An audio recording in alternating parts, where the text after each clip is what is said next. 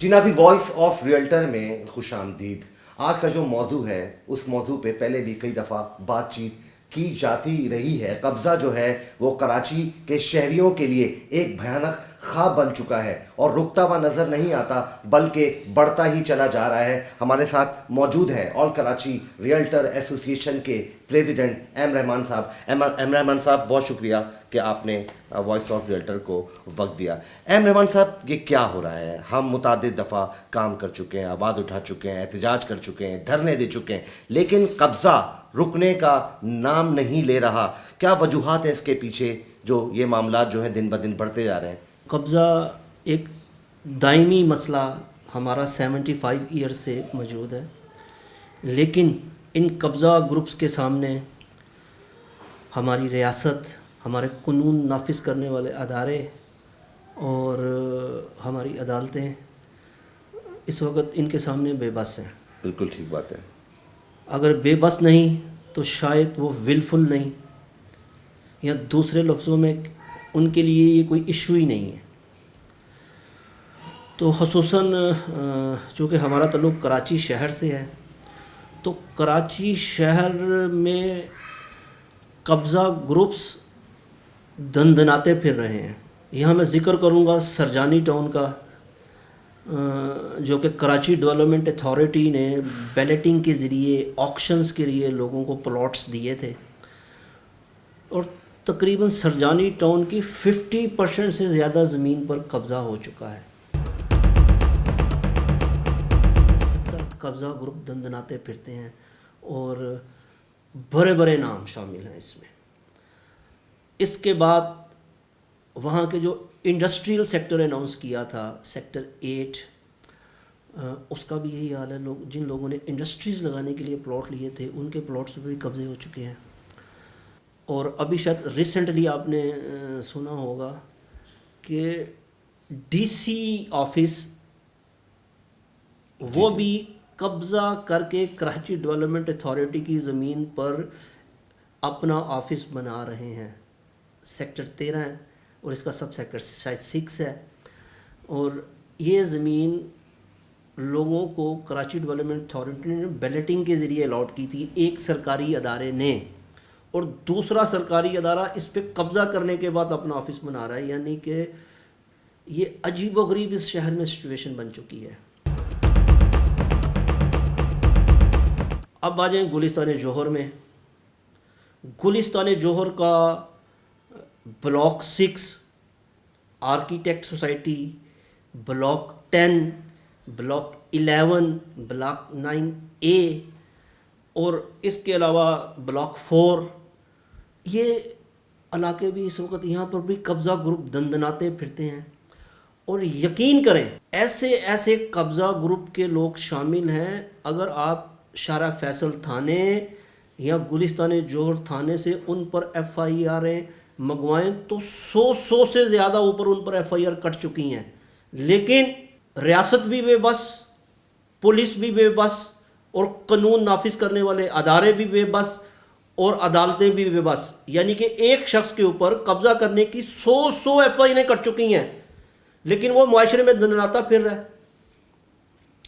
Mehran town, جہاں پر overseas پاکستانیوں کو پلاٹ دیے گئے تھے، وہاں کی بھی یہی کہانی۔ نارتھ کراچی کی کئی جگہوں پر قبضے ہو چکے۔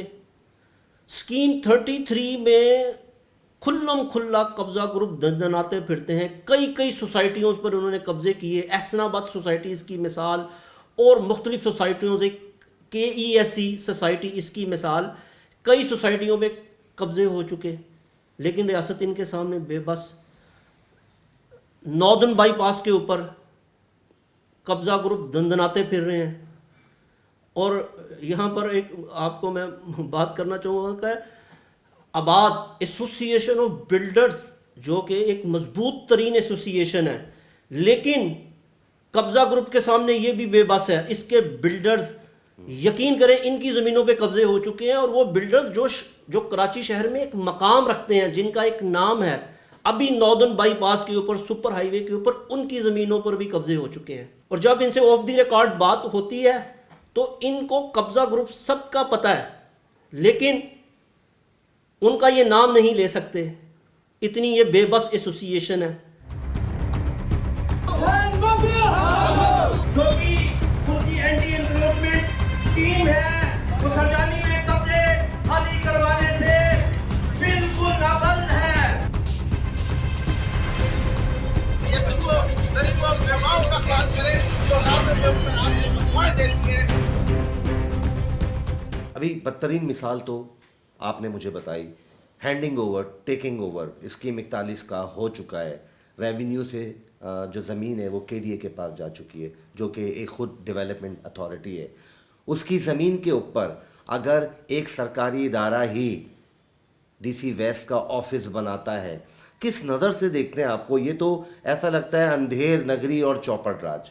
ریونیو نے یہ زمین کے ڈی اے کو دی ایک سکیم بنانے کے لیے، اور انہوں نے یہاں پر سکیم 36 اناؤنس کی، اور یہاں باقاعدہ اس کا ہینڈنگ اوور اور ٹیکنگ اوور پوزیشن ہوا، اور اس کے بعد یہ سکیم اناؤنس کی گئی.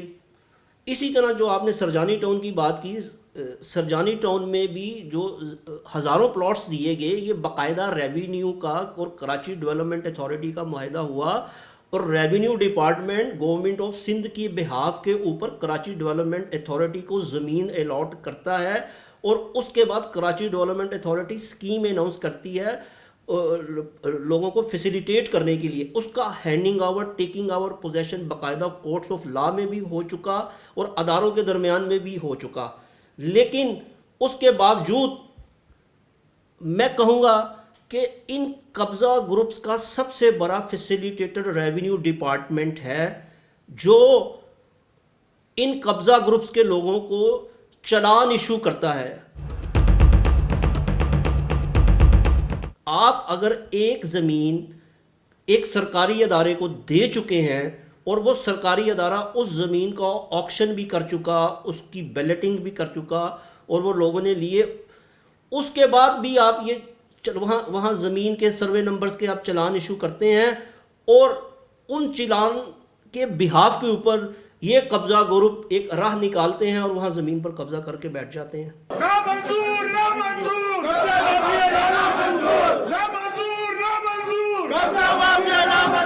سی ایم سندھ، وزیر بلدیات سندھ، سیکرٹریز، ان کی ناک کے نیچے یہ تمام چیزیں ہو رہی ہیں، جو کہ بد عہدی بھی ہے اور بدنیتی بھی ہے.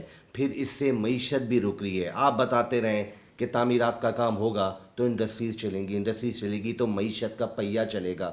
ان تمام چیزوں کو دیکھتے ہوئے پھر اگر ہم نظر اٹھاتے ہیں اپنی قانون نافذ کرنے والے اداروں کو، میں بہت سخت جملے استعمال کرنا چاہتا ہوں، گو کہ مجھے اجازت اس فورم پہ اس چیز کی نہیں ہے.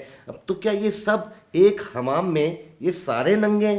ویلفیئر اسٹیٹ کا مطلب یہ ہے کہ آپ لوگوں کے جان و مال کا تحفظ فراہم کریں گے، اور ریاست کا جو شہری ہے اس کی جان کی، اس کی مال کی حفاظت کرنا آپ کی بنیادی ذمہ داری ہے، اور یہ فنڈامنٹل رائٹ ہے، اور یہ کانسٹیٹیوشن آف پاکستان میں لکھ دیا گیا ہے. لیکن اس کے باوجود ریاست ان قبضہ گروپس کے سامنے بے بس ہے. اور جو آپ نے ابھی مثال دی، دیکھیں اس پہ تو میں یہی کہوں گا کہ یہ شاید قبضہ گروپس کے ساتھ ملے ہیں یا ان کے فیسیلیٹیٹر ہیں، اور قبضہ گروپ بھی بڑے سمجھدار ہیں. نہ وہ کسی جرنیل کی زمین پہ قبضہ کرتے ہیں، نہ وہ کسی جج کی زمین پہ قبضہ کرتے ہیں، نہ وہ کسی سیاستدان کی زمین پہ قبضہ کرتے ہیں، نہ کسی وہ بیوروکریسی کے آفیسر کی زمین پر قبضہ کرتے ہیں، اور نہ ہی وہ کسی طاقتور شخصیت، چاہے وہ کسی بھی قانون نافذ کرنے والے ادارے کی ہے، اس کی زمین پر یہ کبھی قبضہ نہیں کریں گے. قبضہ کریں گے تو معصوم لوگوں کی زمینوں پہ قبضہ کریں گے. سلمان صاحب، ہونا کیا چاہیے جو اب تک نہیں ہو رہا؟ ہم کارروائیاں بھی دیکھتے ہیں، انکروچمنٹ ڈپارٹمنٹ چاہتا بھی ہے، ہم یہ تمام ڈرامے دیکھتے رہے ہیں، اور یہ ڈرامے جو ہیں اب ایک چھوٹا سا بچہ بھی جانتا ہے کہ یہ ڈرامے کیسے کیے جا رہے ہیں. ہونا کیا چاہیے؟ آپ کیا سمجھتے ہیں؟ تجاویز کیا ہیں آپ کی؟ یہ سسٹم اس وقت قانون نافذ کرنے والے اداروں سے بھی بھاری ہو چکا ہے، اور ان کے پیچھے طاقتور لوگ ہیں، اور ان کا انٹرسٹ ہے. اور یہ پیسہ میں آپ کو بتاتا چلوں کہ یہ پیسہ دہشت گردی میں بھی استعمال ہوتا ہے. تو سب کچھ آئین میں موجود ہے، اداروں کے پاس ہر قانون موجود ہے، عدالتیں موجود ہے، لیکن ضرورت ہے ول کی.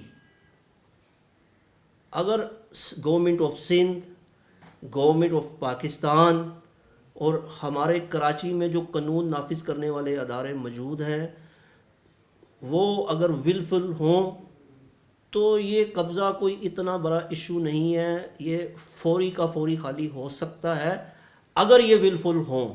لیکن بدقسمتی سے یہاں پر اب اس وقت کراچی شہر میں قانون نام کی کوئی چیز نہیں. اگر آپ طاقتور ہیں تو آپ کی سنی جائے گی، اگر آپ طاقتور نہیں ہیں تو آپ کے ساتھ وہی ہوگا جو اس شہر میں اس وقت ہو رہا ہے. اچھا رحمان صاحب، یہ بھی بتائیے گا کہ جو ہماری معزز عدلیہ ہے ان کا اس میں کیا رول ہونا چاہیے، اور کیا وہ رول جو ہے وہ ادا ہو رہا ہے، ان تک بات پہنچ رہی ہے؟ دیکھیں، delaying justice is the justice denied. I am sorry to say that Pakistani judicial system have completely failed to provide fast and speedy justice to the peoples of Pakistan. Very true. بدقسمتی سے court اگر کوئی order بھی دیتی ہے لیکن اداروں کی طرف سے اس پر امپلیمنٹ نہیں کیا جاتا. جب کورٹ کھلم کھلا آپ کو بالکل دو ٹوک آرڈر دے چکی ہیں تو کیا وجہ ہے کہ آپ ان قبضہ گروپس کے سامنے قبضہ خالی کروانے سے بے بس ہیں؟ جی ناظرین، سرجانی سے لے کر حوضے تک جو قبضہ ہے اور قبضہ مافیا کا جو دندناتے پھرنا ہے وہ سی ایم جو سندھ ہیں ان کی کارکردگی پر اور وزیر بلدیات کی وجود پر کئی سوالیہ نشان اٹھا رہا ہے. مجھے ایک شعر یاد آ رہا ہے کہ مٹ جائے گی جب خلق تب انصاف کرو گے، منصف ہو تو حشر اٹھا کیوں نہیں دیتے. تھینک یو رحمان صاحب فار یور ویلیبل ٹائم. بہت شکریہ.